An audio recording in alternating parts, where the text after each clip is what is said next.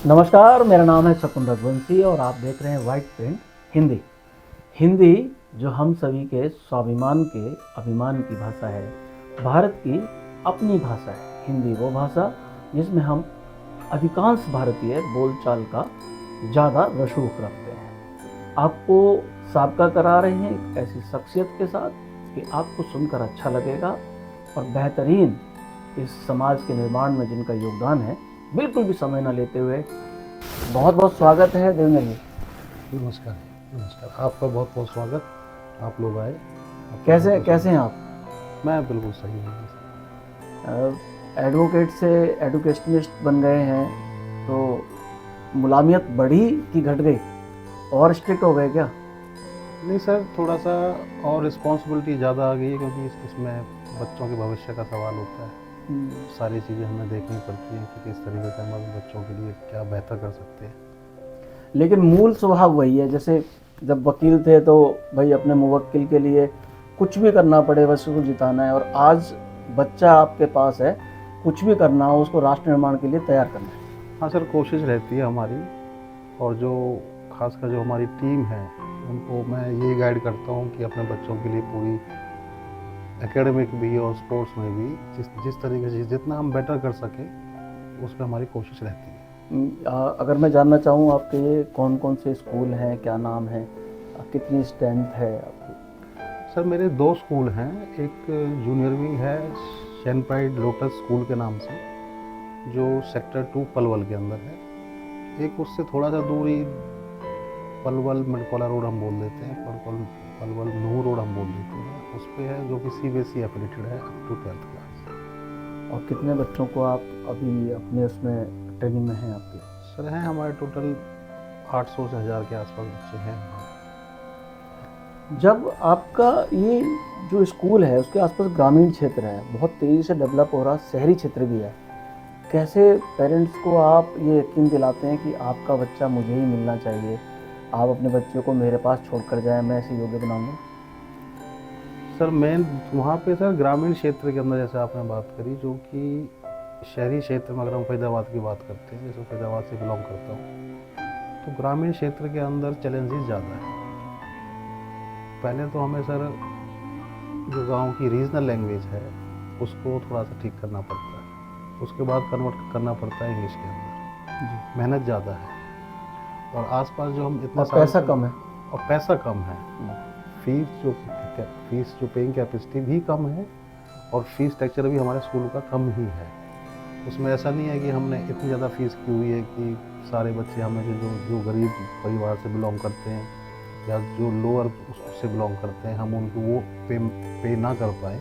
तो fees structure में हमने अकॉर्डिंगली रखा है ताकि हर एक बच्चे को शिक्षा का मौका मिले। आप ये भी देख रहे होंगे कि आपका अनुभव, अगर मैं सही हूँ तो मुझे करेक्ट कर दीजिए आप, कि लोगों के अंदर इस बात की जागरूकता बढ़ी है कि वो थोड़ा ज़्यादा पैसा खर्च करके भी लेकिन बच्चों को पढ़ाना चाहते हैं। हाँ सर, पढ़ाना चाहते हैं, लेकिन हमारे उस एरिया के अंदर थोड़ा सा अभी इस मामले में पेरेंट्स थोड़ा पीछे हैं, क्योंकि कुछ पेरेंट्स का दिमाग में ये रहता है कि ज़मीन पड़ी है, ग्रेजुएशन कर जाएगा बच्चा, ज़मीन की वैल्यू बढ़ गई है, कुछ ना कुछ बिजनेस कर लेगा। लेकिन नहीं सर, ये सोच नहीं है। अब धीरे धीरे बढ़ने लगी है कि बच्चा हमारा पढ़ जाएगा, कहीं किसी जॉब में अच्छी जगह पे लग जाएगा, किसी अच्छे स्कूल में बच्चे का हम दाखिला करा देते हैं, तो अब जागरूकता बढ़ रही है। लेकिन मुझे एक बात बताओ, मुझे थोड़ा सा ये ऐसा लगता है कि वकालत का पेशा कर रहे थे अच्छे खासे, आपके पिताजी भी वकालत करते थे, अचानक से स्कूल की तरफ मूवमेंट हुआ है आपका, या कोई पहले से कोई योजना थी आपकी?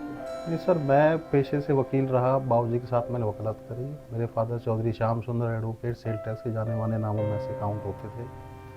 उनके साथ मैंने 14-15 साल के आसपास मैंने प्रैक्टिस करी। लेकिन स्कूल लाइन में आने का जो मेरा सपना था, वो राइट फ्रॉम जब मैं I was in second year of my graduation, तब से मैंने एक दिमाग में मन बनाया कि मैं स्कूल लाइन में जाऊँगा। और स्कूल लाइन में धीरे धीरे वकालत के साथ साथ मैंने एंटर किया। पहले छोटे सिरे से किया, फिर धीरे धीरे अपनी चीज़ को आगे बढ़ाया परमात्मा के आशीर्वाद से। मतलब मैं कह सकता हूँ कि जो वकील साहब है वो तो पिताजी ने बना दिया, लेकिन आपका दिल लगता था मास्टर साहब कहलाने में।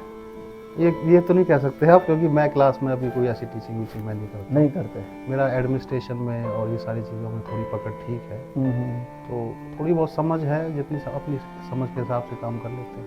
ये इलाके के चौधरी आके तो मास्टर कहते होंगे। नहीं सर, मेरी थोड़ी मीटिंग कम ही हो पाती है पेरेंट्स के साथ में, प्रिंसिपल तक ही रहता है। प्रिंसिपल जो आपकी भार्या है, वाइफ है, वही देखती हैं। जी जी, मेरी जो वाइफ है मीनू चौधरी, वही देखती है। वही देखती हैं। इसका कितना फ़र्क पड़ता है, जैसे आप वहाँ के लोकल नेटिव हैं, आप वहीं के गांव के रहने वाले हैं, तो गांव के लोग आते होंगे तो रिश्तों की दुहाई भी दे देते होंगे कई बार, तो फीस की कटौती और ये सब चीज़ें तो झेलनी पड़ती है। हाँ सर, ये चीज़ों को देखना पड़ता है, क्योंकि जो बाबूजी थे उनका अपने एरिया में पलवल में, होडल में, फैजाबाद में बड़ा अच्छा नाम था, तो उनके नाम से जो जानकार लोग हैं वो आते भी हैं, और उनका जो मान सम्मान हम कर सकते हैं वो हम करते भी। और जैसे आपका जो इलाका है ये चौधरियों का इलाका है, जी। जैसे हम फरीदाबाद से पलवल की तरफ बढ़ते हैं तो आपके यहाँ तो जाते जाते चौधरियों की संख्या भी बढ़ जाती है, तो इसका कुछ जो देवेंद्र चौधरी के टाइटल में कोई फ़र्क पड़ता है आपके इलाका में? नहीं सर, बल्कि ये अच्छा लगता है, कुछ जैसे पेरेंट्स आते हैं और मिलते हैं, वो कहते हैं कि भाई हाँ, अपनी बिरादरी का कोई आदमी, मैं किसी वैसे नहीं जा रहा हूँ बिरादरी वाले सिस्टम की बात नहीं कर रहा, कि भाई हाँ चौधरी हैं, इस लाइन में आए हुए हैं, कुछ बुजुर्ग आते हैं वो आशीर्वाद भी दे के जाते हैं, मेरे को भी देते हैं, वाइफ को भी देते हैं कि बच्चे मेहनती हैं, पढ़े लिखे हैं, सही काम कर रहे हैं। सर किसी बाबा ने जैसे आशीर्वाद देते हो बाल बिगाड़े हैं कभी आप? जी सर, ऐसे मैं खूब आशीर्वाद दे दिया हो माँ ने, बूढ़ी माई ने?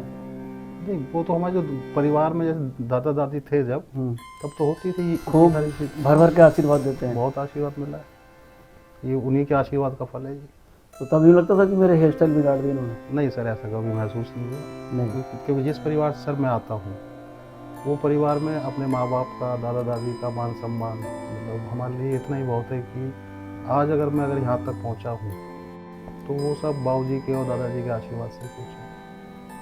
निश्चित तौर पे ठीक बात है। और आपके कितने बच्चे हैं? मेरा एक बेटा है। एक बेटा है। कितने साल के हैं? 24-25 साल का है, जो उसकी MBA कंप्लीट हुई है इस साल। क्या करेंगे, क्या सोचा है? उसका भी सर अभी इतना व्यू स्पोर्ट्स में ज़्यादा है उसका, तो शूटिंग में, राइफल शूटिंग वगैरह में वो करता है, तो अल्टीमेटली तो उसने यही बोला कि पापा मैं अभी 2-1 साल का भी मेरे को और टाइम दें आप, ताकि मैं अपना शूटिंग में कुछ कर पाऊँ, ताकि उसका जो सोच है, समझ है, वो भी एजुकेशन की तरफ ही है। पिता पुत्र में बातचीत खूब होती है? पिता पुत्र में बातचीत भी होती है, डिस्कशन भी होता है। आजकल के जो नए बच्चे हैं उनके अंदर आइडियाज़ काफ़ी होते हैं, जो नई आजकल अपडेशन होती है वो अपडेट भी करता है कि पापा इसको हम ऐसे भी कर सकते हैं, ऐसे भी कर सकते हैं। तो एजुकेशन लाइन में थोड़ी समझ है उसको अभी से, थोड़ा सा लगता है मेरे को भी, हाँ अगर वो हमारे साथ जुड़ता है, हालांकि आजकल आप अपने बच्चों के ऊपर कुछ थोप नहीं सकते, बट मेरे को ऐसा फील होता है कि अगर वो जुड़ता है तो फिर और हम कुछ बेटर कर पाएंगे। संस्थान एनहेंस होगा। हाँ जी। तो जैसे अभी की जो बयार चल रही है चौधरी साहब की, जो नई जनरेशन है, लोग आमतौर पे अगर उनके हाथ से कुछ नेगेटिव हो जाता है, कुछ हल्का हो जाता है, तो एकदम से बच्चों पे थोप देते हैं, और उन बच्चों से गलतियां ना हों और माँ बाप भी उनके साथ ठीक से पेश आएँ। कोई आइडिया आपको कि बच्चों से कैसे पेश आना चाहिए? सर मैं हमेशा एक ही बात, मतलब जो मेरे को समझ में आती है वो ये कहता हूँ कि आप अपने बच्चों के साथ एक तो इन्वॉल्व तो रहो, कहाँ बच्चा जाता है, कहाँ बच्चा बैठता है, कहाँ कितने बजे आता है, थोड़ी सी जानकारी पेरेंट्स को होनी चाहिए। दूसरा, मैं अपने स्कूल के बच्चों को भी जब मेरे को मौका मिलता है तो मैं ये बोलता हूँ, ऑनेस्टी और रिस्पॉन्सिबिलिटी, ये दो चीज़ अगर आपको समझ में आ गई तो आप एक अच्छे इंसान बन जाओगे। रिस्पॉन्सिबिलिटी को आप बहुत वाइड है, लेकिन मैं शॉर्ट में बताता हूँ आपको। अगर रिस्पॉन्सिबिलिटी, कोई डिसीजन आपने लिया है और उसकी रिस्पॉन्सिबिलिटी आप ले रहे हो तो अच्छी बात है। दूसरा, ऑनेस्टी बहुत ज़रूरी है, सरल स्वभाव होना चाहिए आपका, ग्राउंडेड होने चाहिए, और सरल स्वभाव से अगर आप जीवन जिएंगे तो लंबे चलेंगे। और जैसे सरल स्वभाव में क्या? सरल स्वभाव घुलना मिलना आसानी से, घुलना मिलना आसानी से, जो ग्राउंडेड लेवल पर रहना, ज़्यादा ये नहीं सोचना कि अगर मैं अपने बेटे की बात करूँ, वो भी बिल्कुल ग्राउंडेड ही है, कोई ऐसे ब्रांडेड कपड़े की कभी उसने डिमांड नहीं करी है कि आज मेरे को यही चाहिए या वो चाहिए। और सरल स्वभाव से मेरा मतलब है कि सर अगर कोई इंसान अगर सच्चाई के रास्ते पे चलता है, थोड़ी कठिनाई तो होती है लेकिन निकल जाता है। कपड़े की बात आपने करी है, मैं बहुत सारे एजुकेशनर्स को जानता हूँ, जी आप एकदम फिट रहते हैं, एकदम बढ़िया, जी शूटेड वूटेड रहते हैं, अच्छे कपड़े पहनते हैं। मैं तो कहता हूँ अच्छे कपड़े सबको पहनने चाहिए। इसका आपके पास कोई खास कारण? जी। सर मेरे को कहते हैं कि भी किसी किसी का शौक होता है, मेरे को अच्छे कपड़े पहनने का शौक है। नॉट ब्रांडेड, मैं ब्रांडेड की बात नहीं कर रहा हूँ, लेकिन हाँ कोट पैंट पैंट शर्ट ये सब चीज़ों का मेरे को शौक है। मेरे को अच्छा लगता है कि मैं अपने जो ड्रेस है उसको मेंटेन करके चलूँ। जैसे आप ग्रामीण पृष्ठभूमि से आए, लेकिन जैसा कि मैंने आपसे बातचीत में जाना कि आपके जो लालन पालन है वो शहर में हुआ है, जी आपको उतना फ़र्क नहीं पड़ा होगा, लेकिन आपको अगर याद हो आपके वहाँ के जो साथी हैं, गांव के परिवेश में रहने वाले जो अपने गांव के जो साथी हैं, उन लोगों के बीच में जब आप जाते होंगे शुरुआत में, और आपकी अगर यही आदत रही होगी यंग टाइम में भी, तो कुछ मिसमैच तो नहीं होता था? वो लोग कोट नहीं पैंट सर, पहन के मिसमैच नहीं होता था। वो लोग समझते थे कि भाई हम तो रहते हैं गांव के अंदर। अब देखिए सर, जहाँ अगर मैं भी गांव में होता तो मैं भी गांव की तरह ही कपड़े पहनता, जैसे हमारे गांव के बच्चे पहनते हैं या जो यंगस्टर है वो पहनते हैं। तो वो कोई जैसा देश ऐसा वेश, हम्म। ये बात है। और सर गांव का कोई किस्सा जो आपको दादा दादी के साथ का कोई याद आता हो? क्योंकि आप छोटे पे आ गए थे तो आप तो कभी कभी जाते हो। कभी कभी छुट्टियों में जाया करते थे सर, जो स्कूल की जो समर वेकेशंस होती थी उसमें जाते थे। 30 दिन 40 दिन की होती थी, वो अपना होमवर्क वगैरह वहीं करते थे गाँव में। क्या खेल होते थे वहाँ पे गांव में? सर वहाँ तो वही पुराने खेल होते थे, कंचे हो गए, गुल्ली डंडा हो गया, ताश भी खेल लेते। ताश में कुछ ज़्यादा तो नहीं आता था हमें, लेकिन जो बच्चे वाले गेम हैं वो आते थे। वो सारे भाई बहन मिलके खेल जाते थे, कि पकड़ पकड़ाई हो गई। गाँव में खेलते थे। आजकल वाले गेम तो मैच ही नहीं करते जी। अब तो ये सारे जो जितने भी मैंने आपको नाम गिनाए ये तो लुप्त ही हो गए, हाँ, ये शहरों में तो नहीं होते। शहरों में नहीं। और दादाजी क्या करते थे? दादाजी के साथ अगर हम दादाजी सर हमारे 25 साल तो निर्विरोध सरपंच रहे हमारे गांव के। उसके बाद 24 जो है सर हमारी सौरौत की, हमारे 24 गाँवों की 24 बोलते हैं। उसमें सर एक ठीक ठाक परिवार से वो अपने पंच वगैरह रहते थे पंचायतों में। जितनी पंचायत होती थी गाँव की वो हमारे घर में होती थी। तो परमात्मा का आशीर्वाद हमारे ऊपर शुरू से है सर। सरपंच भी थे और पंचायती भी करते थे, जी जी। तो खूब लोगों का आमद रफ्त रहती होगी घर में, खूब हाँ लोग सर, आते हाँ थे। हाँ सर, बहुत रहती थी। मतलब चाय पानी का ही चाय तो सर हमारी कभी हटती नहीं थी। मतलब अगर सुबह 8 बजे से चाय स्टार्ट हुई है तो 12 बजे तक, 12 बजे के बाद वो लस्सी स्टार्ट हो गई, फिर शाम को 4 बजे के बाद फिर चाय स्टार्ट हो गई। मतलब 20-25 लोग हमारे पास रहते थे सर, आना जाना लगा रहता।